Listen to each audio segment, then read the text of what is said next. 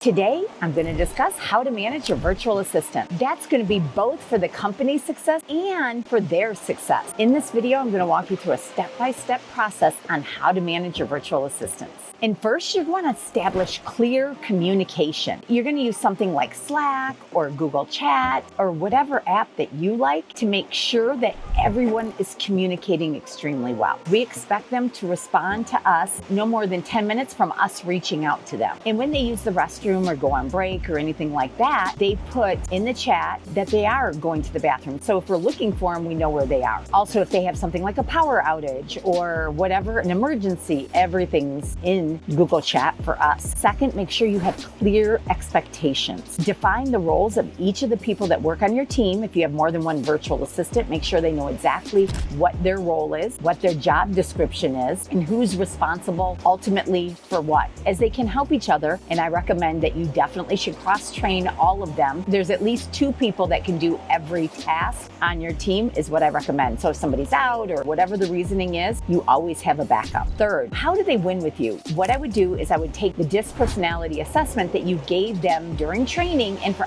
everybody on your team and go over that with them. How people like to be communicated with, what different kinds of personalities they are, how they are going to respond. So maybe they don't take things personally. So for example, I have a very high dominant personality. People have to get used to how to work with that. I think it's really important when you are managing the different people on your team and when they're working with each other. Next, I recommend that you use a project management tool such as Asana or Monday or Trello or whatever one you're the most comfortable with. And you put all projects in there and communicate that way with deadlines, with notes, with follow-up, with everything in the project management system. It's so important to organize everything that you're doing and to communicate best with the virtual assistant. Next, make sure that you have regular check-ins. We do 3 weeks of training and then we check in with them every single day. Encourage your virtual assistant to give you feedback and recommendations, suggestions on anything that they have.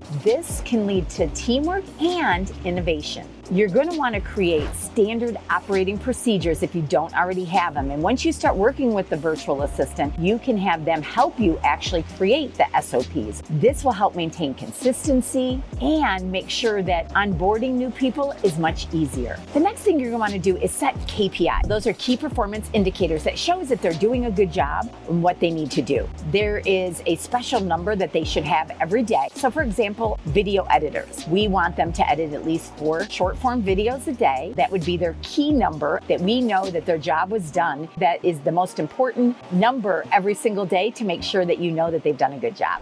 Building trust is important. Let virtual assistants do their job. Micromanaging can really bring somebody down. It's counterproductive. And instead, give them what the expectations are, give them the goals, and provide support and feedback when needed. If they're doing a good job, let them know. By implementing these strategies and managing this way, you are going to find that the culture of the team and everything else are great. Right now, we are in Milos, Greece, and that's where I'm recording this video. I hope this helped you because while I'm here, I'm only working about 5 hours per week. And the reason why I'm able to work 5 hours per week is because I have a great virtual assistant team that's doing everything else. Make sure that you look at getting virtual assistant within your company, but also making sure that you hire them right, you train them right, and you manage them right. I have videos on all of that. So if you're looking how to hire a virtual assistant, train a virtual assistant, or anything on virtual assistants, you are in the right channel. See you next time.